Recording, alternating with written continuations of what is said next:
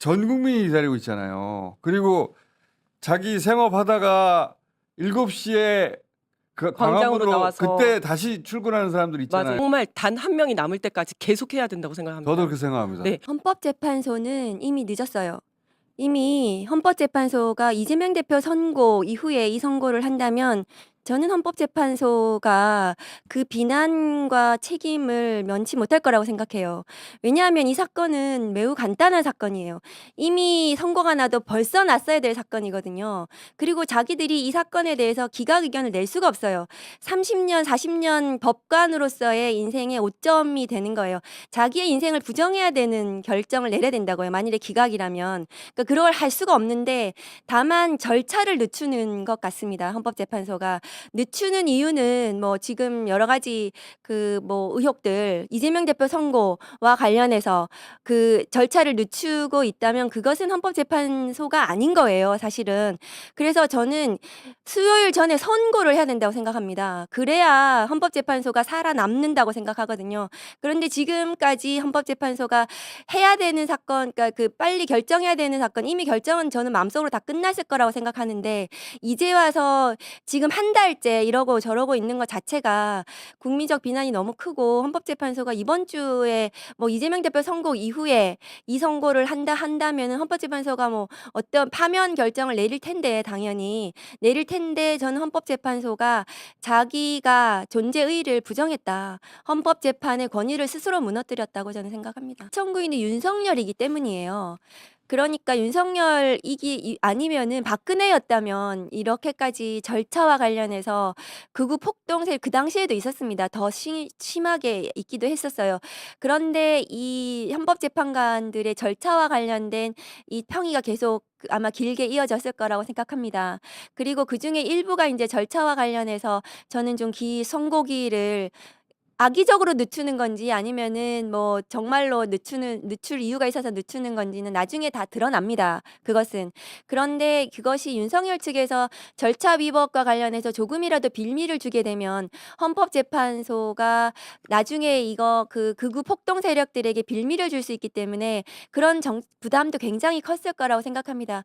그럼에도 불구하고 헌법재판관들이 그 정시 퇴근하시고 그리고 정시퇴근. 네, 정시퇴근 나 그거 진짜 화나요. 주말 정시퇴근하는 근무 거. 안 하시고. 정시퇴근하시고 네. 주말 근무 안 하면서 이것을 일반 이렇게 시민들은 딜레이 직장 시키는 퇴근하고 것은 광화문으로 간다고요. 맞아요. 딜레이 이게 절차를 지연시키는 것은 저는 이해가 되지 않아요. 저도 그건 이해가 안 이해가 가요. 되지 않고 모든 만일에 그런 절차 위법을 다투는 것이 많다고 쟁점이 굉장히 많을 그럼 거라 퇴근하지 생각해요. 말고 밤늦게까지 그러면 해야지 평일을 계속. 끝까지 해야 됩니다. 그리고 끝까지 토론해서 결론을 내주셔야지 된다. 그것이 헌법적 책무다. 다른 거는 다 이해가는데 일찍 퇴근하는 거는 이해 못 하겠어요. 헌재 재판관들이 이제 피곤하겠죠. 여러 가지로 피곤할 텐데 그런데 전 국민이 기다리고 있잖아요. 그리고 자기 생업하다가 7시에 그 광장으로 광화문으로 나와서 그때 다시 출근하는 사람들 있잖아요. 맞아요. 10시, 11시까지 있다가 갑니다. 그런데 그 사람들인데 자기들은 집에 간다고? 아니, 나는 그거는 이해 못 하겠어요. 그리고 경찰들도 지금 계속 동원이 돼서 초과 근무 수당이 만땅이 돼서 더 이상 받을 수가 지방에는 다 없는 올라오지 상황이에요. 않았나요? 맞습니다. 네. 초과 근무 수당이 다 만땅이 차갖고 더 이상 받을 수가 없는 상황이에요. 빨리 해달라. 내일이라도 해라. 왜냐하면은 이재명 대표 선거 아무 상관이 없어요. 이거는. 그리고 만일에 그렇게 후회한다면 정말 저는 헌법재판소가 비난 받아도 마땅하다고 저는 생각해요. 그러니까 그래서 네. 지금의 혼란상 판사와 검사가 법을 지키지 않기 시작했고 그 모든 뭐 대통령 권한 대행이 위헌적인 행위를 반복적으로 계속하고 있는 이 상황의 책임은 뭐 최상목, 심우정, 뭐 지기현 등등의 책임이 아니에요. 헌법재판관들의 책임입니다. 그리고 헌법재판관들이 그거를 인식해야 됩니다. 이 모든 혼란이 계속해서 확대되고 있는 것은 오롯이 그 헌법재판소만의 책임이다. 이제는 그 책임이 자기들의 책임이라는 거. 그러니까 그전에는 뭐 심우정도 뭐 잘못했고 최상목도 잘못했고 한덕수도 잘못했고 그동안 잘못이 많이 누적되어 왔. 물론 윤석열이 제일 잘못했죠. 근데 이것을 빨리 끝내주지 않는 것은 헌법재판소의 책임이라고 저는 생각해요. 범죄 사실이 증거인멸이에요. 비아폰 내역을 삭제 지시한 게 그게 대통령 경호법상 직권남용으로 범죄 사실이 증거인멸인데 증거인멸 이제 우려 소명이 없다 이렇게 기각을 한 거고 지금 이게 직위원 효과예요. 맞습니다. 직위원 효과이고 윤석열이 풀려나서 윤석열의 효과예요. 윤석열이 내란수계가 풀려나서 그 멀쩡하게 있으니까 그러니까 판사와 검사가 지금 법을 지키지 않기 시작했다. 제가 그렇게 말씀드렸거든요. 심우정, 직위원 등등이 지금 있는 법을 안 지킨 거잖아요. 즉 적용을 안 하고 그러니까 만인이 깃발 들고 지금 나오는 거예요. 윤석열이 지금 멀쩡하게 나와서 그래서 사실은 이 범죄 사실 자체로도 중대하고 영장을 발부해야 되는 사안입니다. 법률적으로 좀 말씀을 드리면 1차 체포영장 집행 저지가 범죄 사실에 들어갔어요. 2차는 영장이 집행됐기 때문에 범죄 사실이 안 들어갔고 근데 2차 때 1차 집행영장 집행 이후의 상황이 매우 심각했잖아요. 총기 얘기도 그때 그 후에 나오고 윤석열 체포 1차 말하는 겁니다. 그렇습니다. 윤석열 내란수계. 그래서 1차 체포영장 당시에 그 김성훈 차장의 역할 이런 부분에 대해서 경찰에서 박종준 경호처장이 있었단 말이죠. 그러면 박종준에게 범행을 좀 미뤘을 가능성이 있습니다. 김성훈 입장에서는 예. 지시받아서 했다라든가 뭐 이런 것들. 그럼에도 불구하고 사실은 다 공범인데 윤석열부터 시작해서 그런데 경호처 차장에 대해서만 또 악의적으로 제가 보는 게 뭐냐면 혐의에 다툴 여지가 있다 이렇게 썼어요 판사가. 이게 지금 어떻게 특수공무집행 방해에 대해서 다툴 여지가 있습니까? 그런 여러 가지 여지를 기각 결정문에 쓴 것 자체가 납득이 되지 않죠.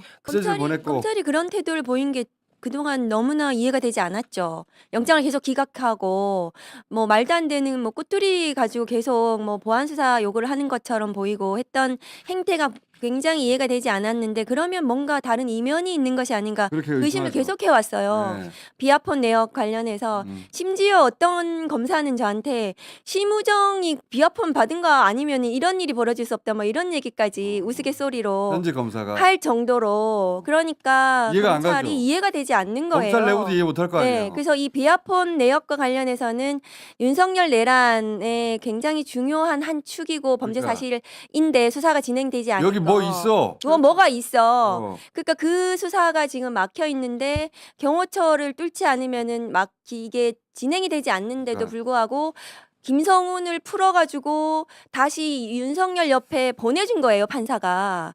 이런 판사와 검사들의 이 법치주의의 붕괴 이것이 앞으로도 계속 저는 윤석열 파면되지 않는 한 이게 계속 벌어질 것 같다. 만인이 지금 전부 다 뭔가 어디에 맞추고 있는지 어쩐지 모르겠지만 그러고 있는 거예요 판사와 검사들이.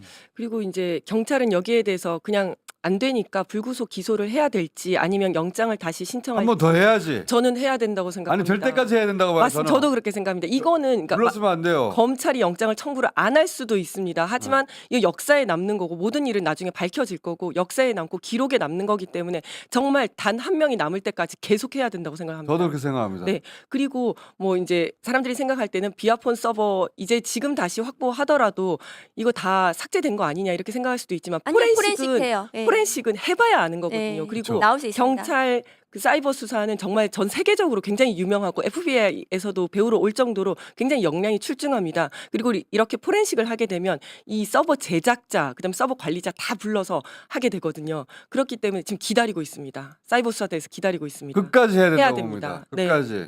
이번에 한 번 더 했는데 또 기각하잖아. 또 해야 된다고 맞습니다. 봐요. 윤석열 탄핵 선고된 다음에 또 해야 된다고 봐요. 맞습니다. 만약 기각되면은 네. 그냥 하지 말고 이렇게 선례를 남기면 안 되죠. 네. 절대.